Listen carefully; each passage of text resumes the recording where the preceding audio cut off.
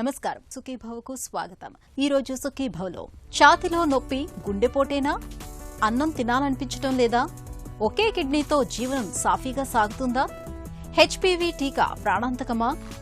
ఇంకా health tip. ఛాతీలో నొప్పి అనేది ఇప్పటికీ మన దగ్గర పెద్ద డైలమానే.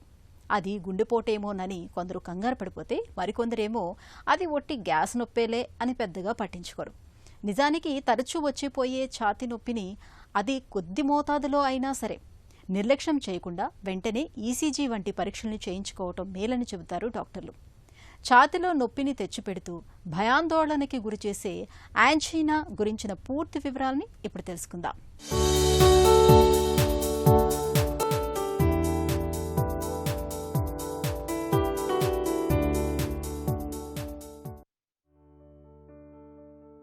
గుండెపోటు పిడికెడు గుండెలో తలెత్తిన ఒక పెను తుఫాను లాంటిది.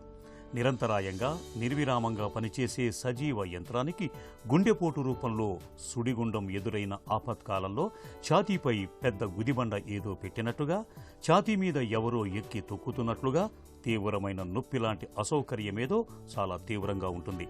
క్షణాల్లో ప్రాణాల మీదకు తెచ్చే సమస్య ఇది. అయితే ఇంత తీవ్రంగా లేకున్నా నిదానంగా వేధించే గుండె నొప్పి మరొకటుంది. దాని పేరే యాంజైనా. శారీరకంగా అలసిపోయినప్పుడు, విశ్రాంతిగా ఉన్నప్పుడు తరచూ ఛాతీలో నొప్పి వస్తూ పోతూ చెట్టంత మనిషిని సైతం కంగారు పెట్టేస్తూ ఉంటుంది. యాంజైనా అనే ఒక మెడికల్ టర్ము.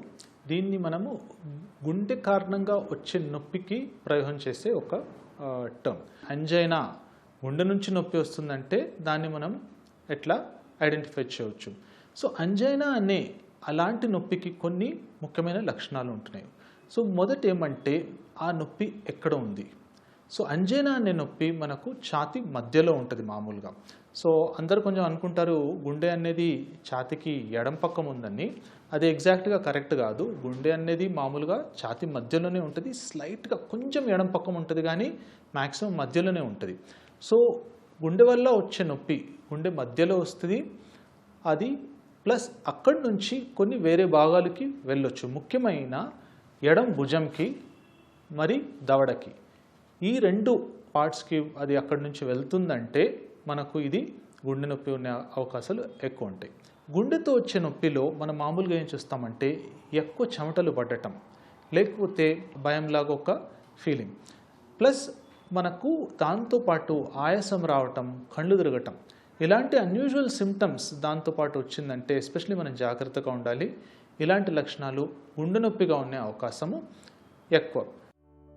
యాంజైనా గుండెను పిండేసే ఈ నొప్పికి ప్రధానమైన కారణం ప్రాణాధారమైన గుండె కండరానికి తగినంత రక్తం సరఫరా కాకపోవటమే. రక్తాన్ని సరఫరా చేసే కీలకమైన రక్తనాళాల్లో పూడికలు, అడ్డంకులు ఏర్పడినప్పుడు గుండెకు తగినంత రక్తం అందదు. దీంతో శారీరక అవసరాల కోసం గుండె ఎక్కువగా పనిచేయాల్సి వస్తుంది. దీనికి తోడు మనం ఎక్కువగా శారీరక శ్రమ చేసినప్పుడు, తీవ్రమైన మానసిక ఆందోళనకు గురైనప్పుడు గుండె మరింత ఎక్కువగా పనిచేయాల్సి ఉంటుంది. ఇలాంటి పరిస్థితుల్లో రక్తనాళాల్లో పూడికల మూలంగా తగినంత రక్తం అందక గుండెలో నొప్పి మొదలవుతుంది. ఈ నొప్పిలో కూడా మళ్ళీ స్టేబుల్ యాంజైనా అని, అన్స్టేబుల్ యాంజైనా అని రెండు రకాలు ఉన్నాయి. సో ఎవరికైనా మన యాంజైనా ఉందని సస్పెక్ట్ చేస్తే మనం దాన్ని కన్ఫర్మ్ చేసి కొన్ని టెస్టులు చేయాలి. బేసిక్ టెస్ట్ అగైన్ మనకు ఈసీజీ. ఈసీజీలో మనకు ఆల్రెడీ రెస్టింగ్ పొజిషన్లో ఏమైనా చేంజెస్ ఉన్నాయా అది మనం చూడొచ్చు. కానీ ముఖ్యమైనది ఏమంటే స్ట్రెస్ టెస్ట్ అనేది చేస్తాము. ట్రెడ్మిల్ టెస్ట్ అని చెప్తారు. దానిలో ఒక బెల్ట్లో ట్రెడ్మిల్లో పేషెంట్ని నడుమని చెప్తాము. అది ఒక 5 నుంచి 6, 8 నిమిషాలు 9 నిమిషాలు నడిస్తే వాళ్ళ కెపాసిటీ ప్రకారం ఎంత నడిస్తే అప్పుడు మనం కంటిన్యూస్గా పరిశ్రమ చేసేప్పుడు ఈసీజీని రికార్డ్ చేస్తాము. సో అప్పుడు మనకు కరెక్ట్గా మన డిమాండ్కి సప్లై సరిగా గుండెకి వెళ్ళట్లేదంటే అప్పుడు ఆ స్ట్రెస్ టైంలో ఈసీజీలో మార్పులు వస్తాయి. దాంతో మనం ఐడెంటిఫై చేయవచ్చు ఈయనకు వచ్చే నొప్పి యాక్చువల్లీ యాంజైనా అని. మూడవది ఎకోకార్డియోగ్రామ్. ఎకో టెస్ట్ అనేది గుండె కండరం ఎలా ఉంది, గుండె పంపింగ్ స్ట్రెంగ్త్ ఎలా ఉంది, బలం ఎట్లా ఉంది అది చూసుకోవటం. ఇవి కొన్ని బేసిక్ టెస్ట్. దాంతోపాటు లోపల రిస్క్ ఫ్యాక్టర్స్ ఏముంది, షుగర్ ఉందా, బీపీ ఉందా, కొలెస్ట్రాల్ ఉందా, ఇవన్నీ రక్త పరీక్షలు మనం చేసుకొని అవి కూడా మనము చూసుకోవాలి. శారీరకంగా మానసికంగా అధిక శ్రమకు లోనైనప్పుడు వచ్చే నొప్పిని స్టేబుల్ యాంజైనా అని, ఎలాంటి శారీరక శ్రమ లేకపోయినా విశ్రాంతి స్థితిలో ఉన్నప్పుడు కూడా వచ్చే గుండె నొప్పిని అన్స్టేబుల్ యాంజైనా అని పిలుస్తారు. ఈ రెండింటిలో అన్స్టేబుల్ యాంజైనాను ప్రమాదకరమైన గుండె నొప్పిగా చెప్పుకోవాలి. ఇలాంటప్పుడు ట్రెడ్మిల్, యాంజియోగ్రామ్ వంటి పరీక్షల్ని చేయించుకోవాలి. కొంతమందికి ఛాతీలో ఎలాంటి నొప్పి లేకుండా కూడా గుండెపోటు వచ్చే ప్రమాదం ఉంటుంది. కాబట్టి వయసు పైబడుతున్న కొద్దీ తరచూ ఆరోగ్య పరీక్షల్ని చేయించుకుంటూ ఉండాలి. హై బీపీ, షుగర్, పొగ, మద్యం వంటి అలవాట్లు ఉన్న వాళ్ళకి ఈ పరీక్షని చేయించుకోవటం మరీ అవసరం. మెయిన్ ట్రీట్మెంట్ 2 టైప్స్ ఉండొచ్చు. ఒకటి మందులు.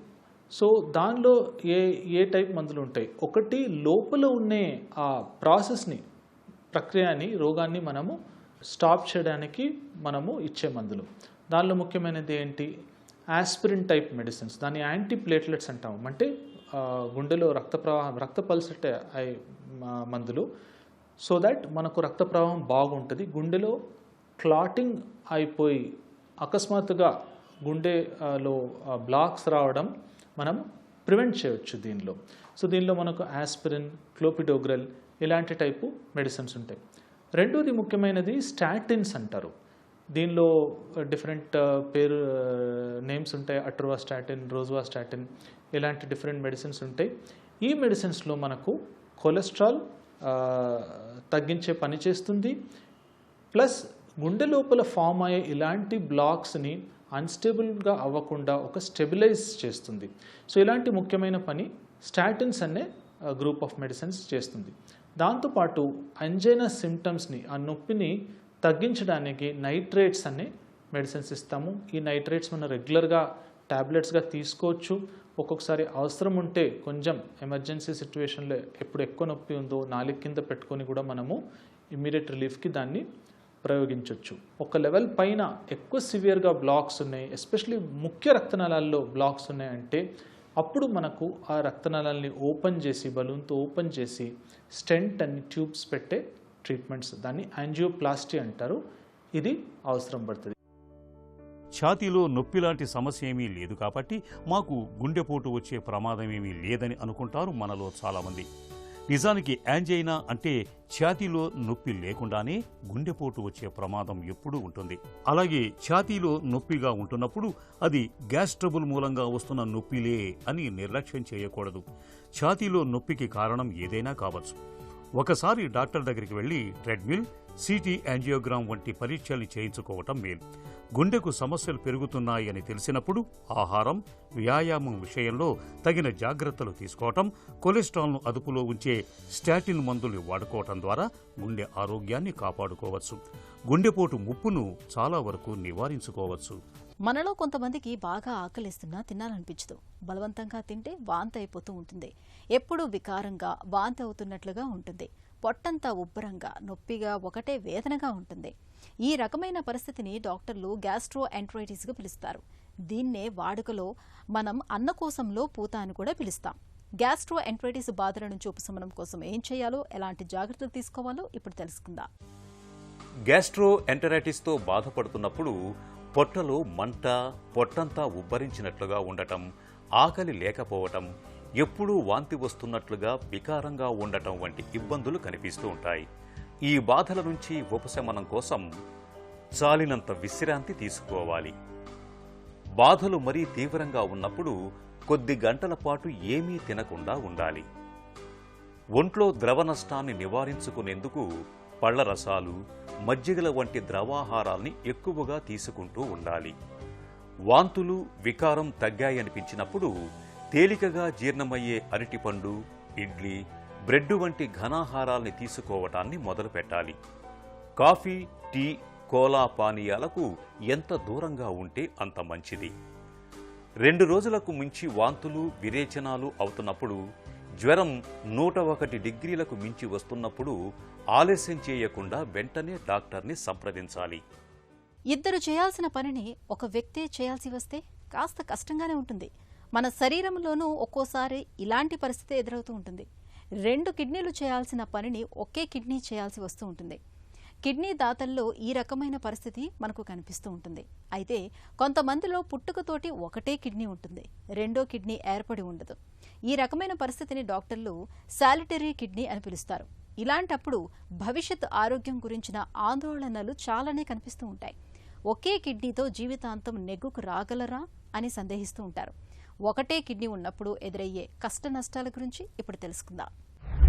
సో ప్రధానంగా అంటే ఎక్కువగా ఉన్న అపోహ ఏంటంటే ఒక కిడ్నీ ఇచ్చిన తర్వాత మనిషి బతకడానికి కష్టం అవ్వడం కానీ, లేదా మనిషి ఉండే కిడ్నీ పనితీరు తగ్గిపోవడం కానీ, లేదా ఆ పేషెంట్కి మళ్ళీ ఆ పర్సన్ అనే అతను పేషెంట్ కింద మారిపోవడం, లేదా డయాలసిస్ చేయాల్సిన అవసరం వస్తుందనే అపోహ అనేది చాలా మందిలో ఉంది. ఈ ఒక కిడ్నీ ఇచ్చినందువల్ల ఆ కిడ్నీ పనితీరు తగ్గడమో, లేకపోతే ఆ పేషెంట్కి డయాలసిస్ చేయడమో, ఇలాంటి రిక్వైర్మెంట్ అనేది చాలా రేర్గా చాలా అరుగుత జరుగుతుంది. సో ఓవరాల్గా చూస్తే కూడా పర్సంటేజ్ ఒక 10 సంవత్సరాలు కూడా <1% అండి. ఇది మనకి ఒక కిడ్నీ ఇచ్చిన తర్వాత ప్రొవైడెడ్ వాళ్ళు హెల్తీగా ఉండి మనకి ట్రాన్స్ప్లాంటింగ్ ముందు. అందుకోసమే ఈ ఓవరాల్ వర్కప్ అనేది మొత్తం అన్ని భాగాలు పరీక్ష చేయడం కానీ, బీపీ షుగర్ సంబంధించిన పరీక్షలు చూడడం కానీ, ఇవన్నీ చేయడం కూడా ప్రధాన ఉద్దేశం అదే అనమాట. సో ఇంకొకటి, ఒక కిడ్నీ ఇచ్చిన తర్వాత మనిషి సర్వైవల్ అంటే లైఫ్ సర్వైవల్ ఎలా ఉంది. సో ఇప్పటి వరకు మనం చూసిన స్టడీస్లో, వరల్డ్ వైడ్ కానీ ఇండియాలో చేసిన స్టడీస్లో కూడా అండి, ఒక కిడ్నీ ఇచ్చినందువల్ల మనకి ఓవరాల్ లైఫ్ ఎక్స్పెక్టెన్సీలో మార్పులు అనేటివి ఏవి చూడడం జరగలేదు. ఒక కిడ్నీ ఇచ్చిన తర్వాత ఆ కిడ్నీ అనేది అంటే వెంటనే ఒక రోజుకే పూర్తిగా 2 కిడ్నీలు పనిచేసే సామర్థ్యం రాకపోవచ్చు, కానీ ఒక నెలలో 70 నుంచి 75% పనితీరు అనేది 2 కిడ్నీలు చేసే దాంట్లో 70% పనితీరు అనేది ఒక కిడ్నీ అచీవ్ చేయడం జరుగుతుంది. అదే మనకు 3 నెలల్లో అండి 2 కిడ్నీలు చేసే పనిలో 90 నుంచి 90% పనితీరు, ఏదైతే వ్యర్థాలు రిమూవ్ చేయడం కానీ, లేకపోతే మనకి హిమోగ్లోబిన్ మెయింటైన్ చేయడం కానీ, కిడ్నీ చేసే పనితీరులో రకరకాల పనుల్లో ఈ ఒక కిడ్నీ అచీవ్ చేయడం జరుగుతుంది. సర్వైకల్ క్యాన్సర్ ఇవాళ నడి వయసు మహిళలకు మరణశాసనం లిఖిస్తోంది. ప్రపంచవ్యాప్తంగా మహిళల్లో రొమ్ము క్యాన్సర్ కేసులు ఎక్కువగా కనిపిస్తూ ఉంటే మన దగ్గర మాత్రం సర్వైకల్ క్యాన్సర్ కేసులు ఎక్కువగా నమోదవుతూ ఉన్నాయి. మహిళలకు పెనువిపత్తుగా పరిణమిస్తున్న సర్వైకల్ క్యాన్సర్కు గార్టిసిల్ వంటి హెచ్పివి టీకాలు మనకు ఇవాళ అందుబాటులో ఉన్నాయి. ఈ టీకాలను సకాలంలో 3 డోసులు తీసుకుంటే సర్వైకల్ క్యాన్సర్ నుంచి చక్కటి రక్షణ దొరుకుతుంది. అయితే ఈ హెచ్పివి టీకాలపై అర్థం లేని నమ్మకాలు కూడా నేడు ప్రచారంలో ఉన్నాయి. ఈ నేపథ్యంలో సర్వైకల్ క్యాన్సర్కు అడ్డుకట్ట వేసే హెచ్పివి టీకాల గురించిన పూర్తి వివరాల్ని డాక్టర్ని అడిగి ఇప్పుడు తెలుసుకుందాం.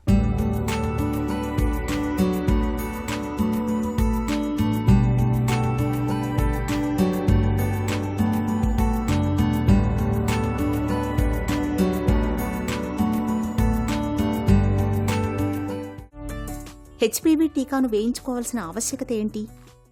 గర్భాశయ ముఖద్వారపు క్యాన్సర్లో 25% మన దేశంలోనే ఉన్నాయి.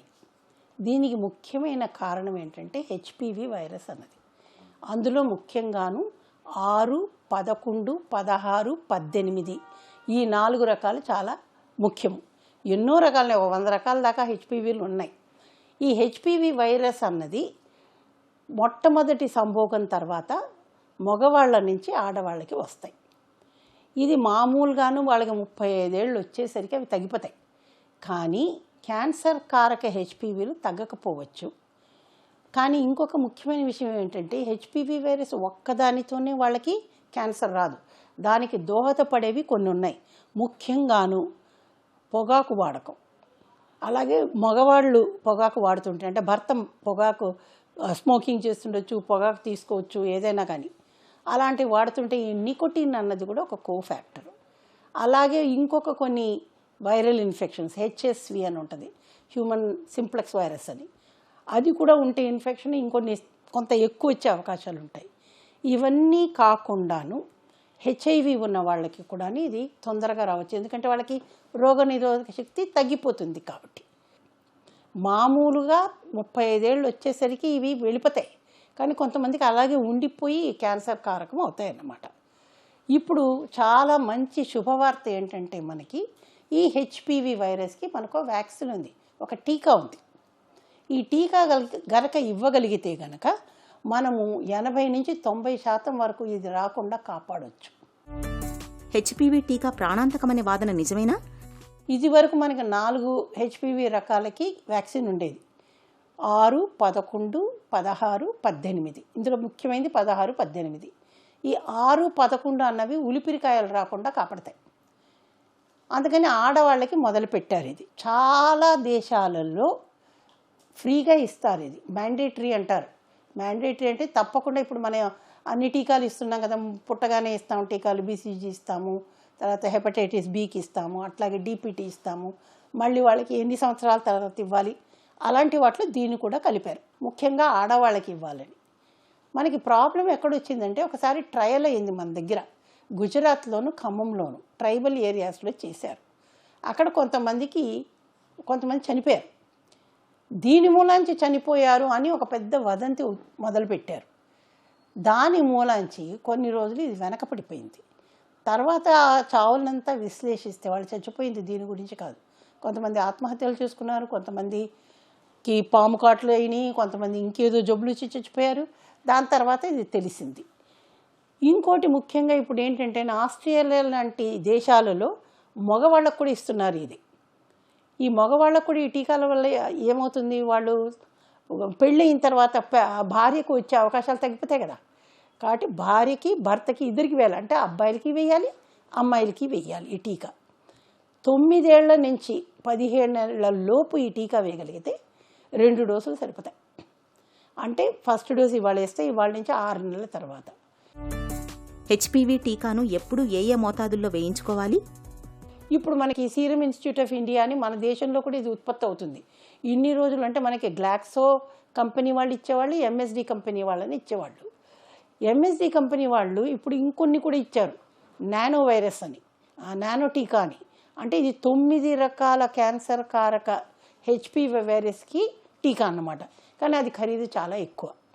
ముఖ్యంగా వచ్చేది 16, 18 కాబట్టి ఆ టీకాలు మనం వేయడం చాలా మంచిది. 9 ఏళ్ల నుంచి 15 ఏళ్ల లోపు ఉన్న పిల్లలకి వేస్తే 2 డోసులు కాబట్టి ఖర్చు కూడా తగ్గుతుంది కదా. తల్లిదండ్రులు వాళ్ళే వెళ్ళి కూడా డాక్టర్లను అడగాలి. ఒకవేళ డాక్టర్ చెప్పకపోయినా కూడా మేము డాక్టర్లను చెప్పమని అడుగుతున్నాము, మేము చెప్తాం కూడా వేయించండి మొర్రో అని. కాబట్టి వేయించాలి. వేయిస్తే మన దేశంలోనూ ముఖ్యంగా ఈ గర్భాశయ ముఖద్వారపు క్యాన్సర్ చాలా తగ్గిపోతుంది.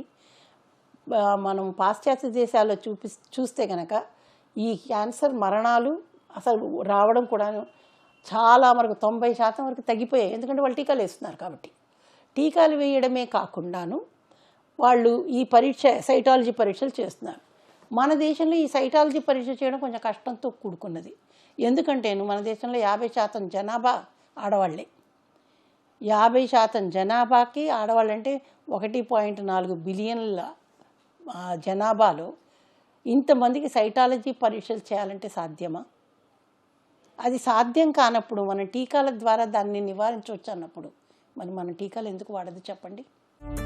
పెళ్లి కాని అమ్మాయిలు కూడా హెచ్పివి టీకా వేసుకోవచ్చా? మనకి ప్రపంచ ఆరోగ్య సంస్థ ప్రకారము 45 ఏళ్ల దాకా ఇది ఇవ్వచ్చు. కానీ ఈ వయసులో ఇస్తే, పెళ్ళి కాకముందు ఇస్తే దాని పని కూడా చాలా బాగుంటుంది కదా, రోగనిరోధక శక్తి ఎక్కువ ఉంటుంది కదా. కానీ ఇవన్నీ టీకాలు ఇచ్చినా కూడా ఒకసారి పెళ్ళైన తర్వాత, ముఖ్యంగా 35 ఏళ్ల తర్వాత వీళ్ళు ఈ సైటాలజీ పరీక్ష అనేది తప్పక చేసుకోవాలి. కనీసం ఏడాదికి ఒక్కసారన్నా చేసుకోవాలి. దానివల్ల ముందరే మనం కనుక్కోవచ్చు. ఇందాక నేను చెప్పాను కదా, 10 ఏళ్ల తర్వాత కానీ క్యాన్సర్ రాదు. కాబట్టి ముందరే మనకి ఆ మార్పులు కనిపిస్తే కనుక దాన్ని ఎలా చికిత్స చేయాలన్నది మనం చేసుకోవచ్చు. ఒకవేళ క్యాన్సర్ వచ్చినా కూడా మొదటి దశలోనే మనం దాన్ని గుర్తించగలిగితే కనుక వాళ్ళకి ప్రాబ్లం ఉండదు, మరణం కూడా అంత ఎక్కువగా ఉండవు, ట్రీట్మెంట్ కూడా చాలా సులువుగా ఉంటుంది. కాబట్టి హెచ్పివి వ్యాక్సిన్ అనేది తప్పకుండా అందరూ వేయించుకోవాలి. హెచ్పివి టీకా సర్వైకల్ క్యాన్సర్ నుంచి పూర్తి రక్షణ కల్పిస్తుంది. అమ్మాయిలు మొదలుకొని నడివయసు మహిళల వరకు అందరూ 3 డోసుల హెచ్పివి టీకాను తీసుకోవడం ద్వారా సర్వైకల్ క్యాన్సర్ ముప్పును తప్పించుకోవచ్చు. ఇక ఈరోజు కార్యక్రమాన్ని ముగించే ముందు ఒక చిన్న చిట్కా మీకోసం. కామెర్లతో బాధపడుతున్నప్పుడు నేల ఉసిరి, తిప్పతీగలతో తయారు చేసిన కషాయాన్ని రోజు సాయంత్రం పూట ఖాళీ కడుపుతో తీసుకోండి. కామెర్లు క్రమంగా తగ్గుముఖం పడతాయి.